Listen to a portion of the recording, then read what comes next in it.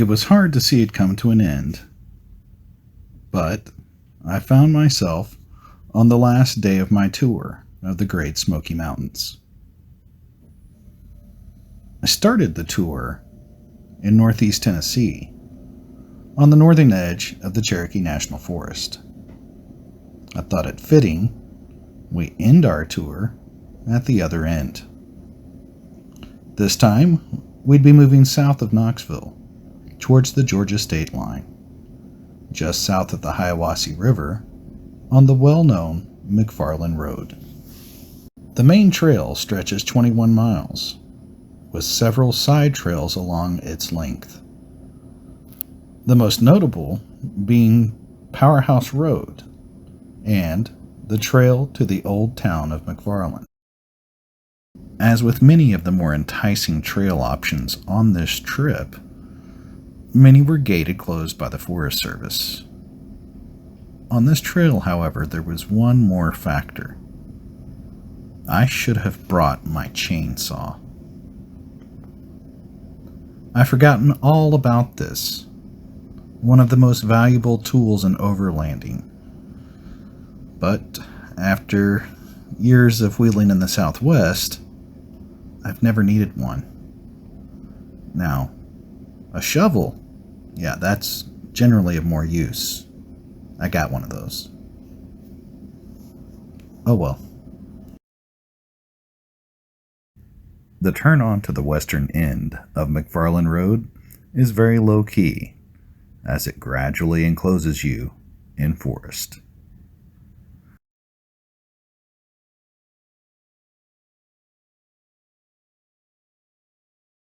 There are some commercial cabins available for rent on the right side a few turns in.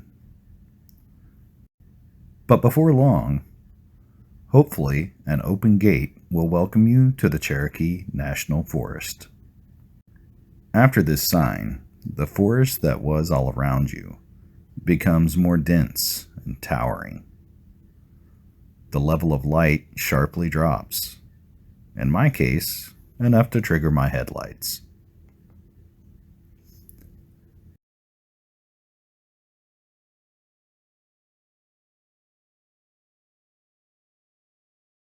Dark sections of the trail were something I ran into frequently, heralded by the headlights coming on and my dashboard dimming.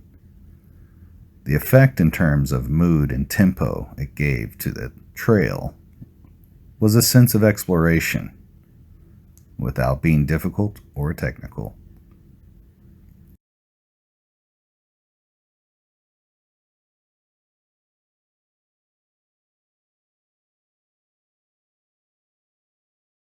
Some sections, when light would rejoin the trail, gained that Tolkien feel, as shafts of light push back the dark.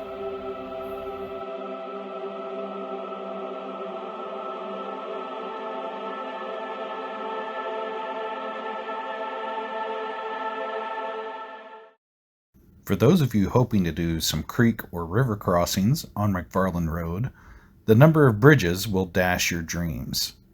At about 5 on the main trail, it's easy to see one of the many reasons why this trail is in such good condition.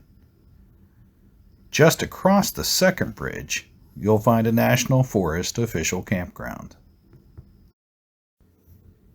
Unless the way to Old McFarland is open, or you remember your chainsaw to open the way, a few mud puddles will be the only water to touch your tires.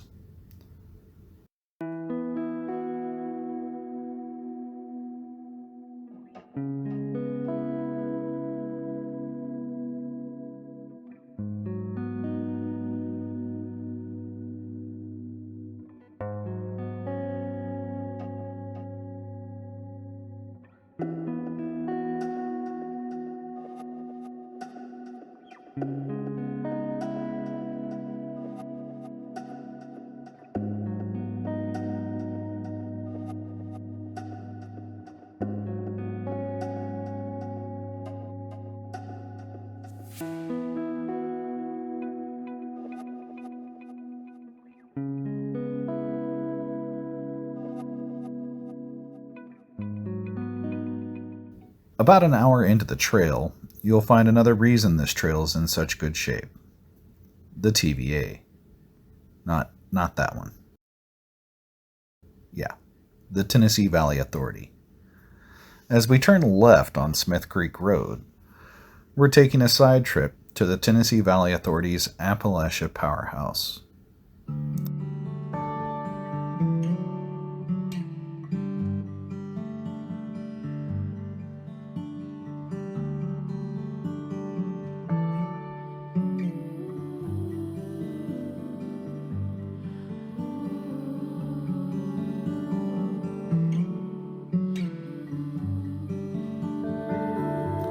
About 15 minutes down the road, and you reach a gate that looks like it was forced open by a Sasquatch.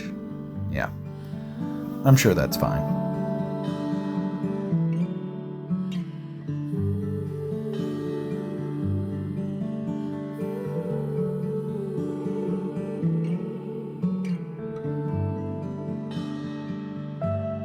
A few short, sweeping switchbacks later, and you'll once again see the unfiltered light of day as you arrive at the powerhouse.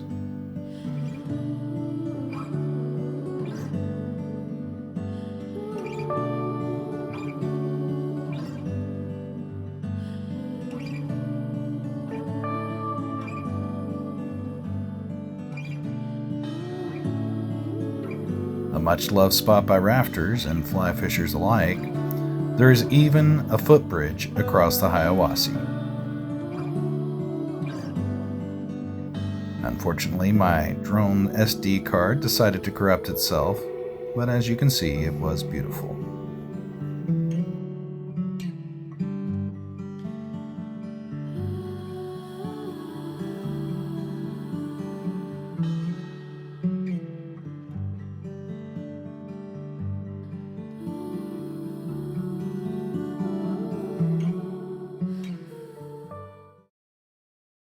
After a quick bite, photo op, or fishing session, it's back the way you come.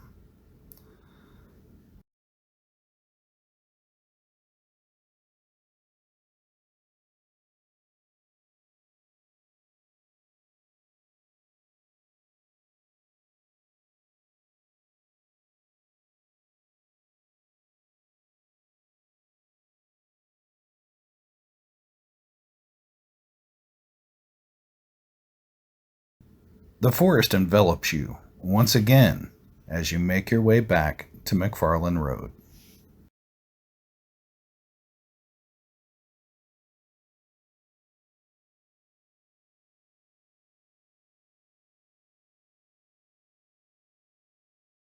While most other side trails were gated, or in the case of the trail that goes to the old town of McFarland, blocked by fallen trees, I did explore one tight and muddy trail before I reached the end of McFarland Road.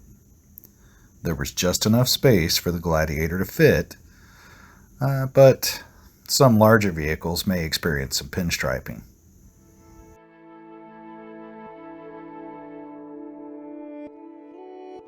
Some kind soul had cleared the way for others multiple times on this trail.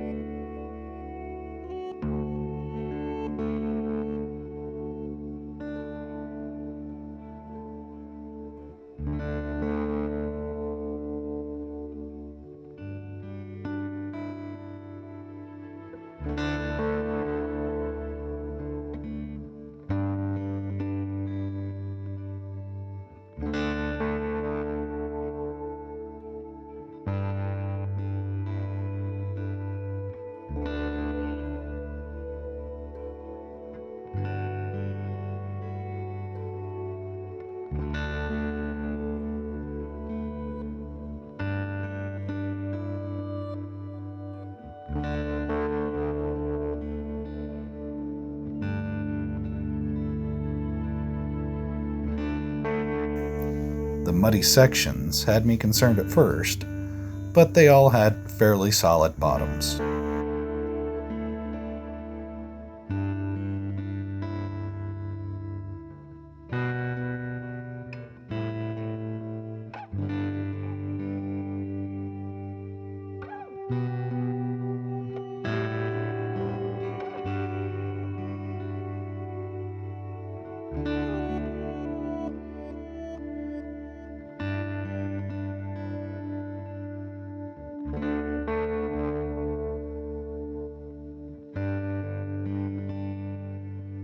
The only off-camber I ran into on the trip was here.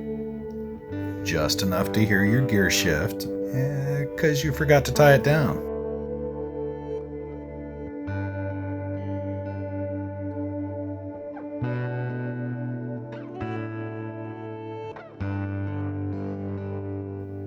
This quirky and short trail to the railroad tracks ended too soon for me.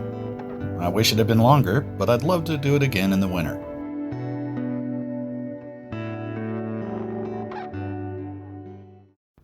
When you rejoin the main trail, you'll begin to shadow the Hiawassee River for a while.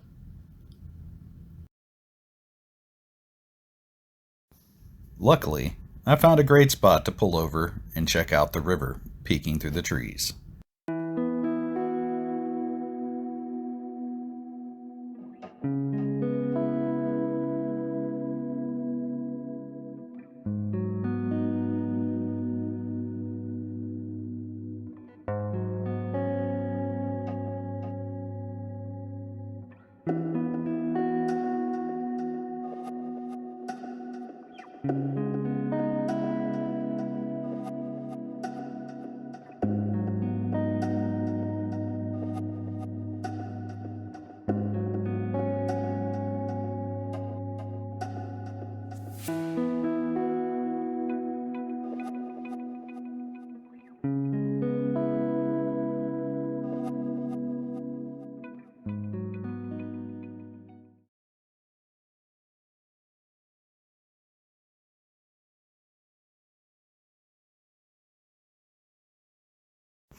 When you reach the end of McFarland Road, the forest quickly recedes, giving way to farmland and countryside.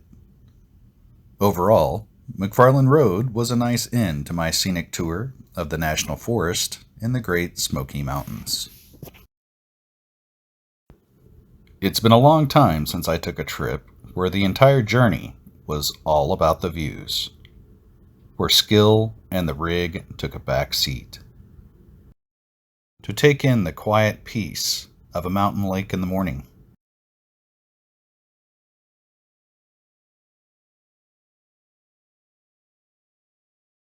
Riding through the cool breezes on the shady sides of mountains. Surrounded by the gentle rustle of the forest as branches sway. And the opportunities to take in some other activities along the way. I'll do another easy scenic trip again in the future for sure. I hope this short series helps show how easy and beautiful many of our Forest Service roads are throughout our national forest. I'll be back here again someday, but next time, I'm out for some more challenging trails. Keep an eye out for my Dome Plateau trail review coming in a couple of weeks. See you next time.